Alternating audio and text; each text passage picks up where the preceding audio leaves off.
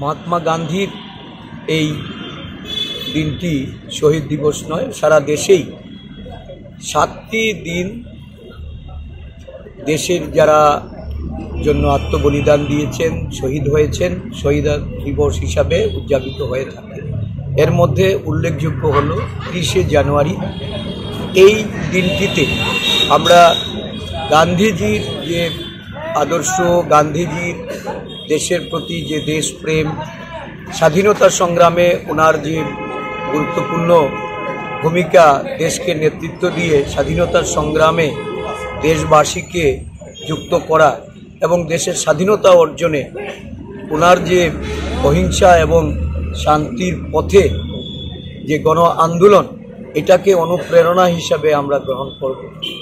আজকে দেশের অভ্যন্তরে হিংসাদীর্ণ এবং অশান্তির বাতাবরণ তৈরি করে যেভাবে দেশ শাসন করতে একটা শাসক দল তারা ক্ষমতাসীন হয়ে দেশের মানুষের প্রতি অন্যায় ও বিচার করে যাচ্ছে, এর বিরুদ্ধে জাতীয় কংগ্রেস যেমন একসময় স্বাধীনতার জন্য লড়াই করেছে, ব্রিটিশের অপশাসনের বিরুদ্ধে লড়াই করেছে, আজকে দেশের যারা কুশাসক দুঃশাসন যেভাবে চালাচ্ছে তার বিরুদ্ধেও জাতীয় কংগ্রেস লড়ছে।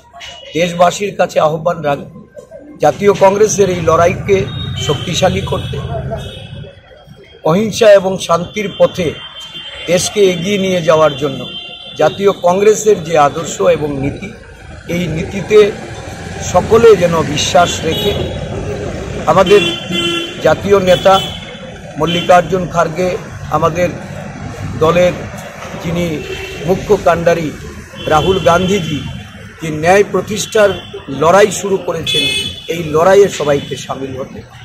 আমাদের রাজ্যে আমরা আজকের দিনটি শহীদ দিবস হিসাবে পালন করে আগামী প্রজন্মকে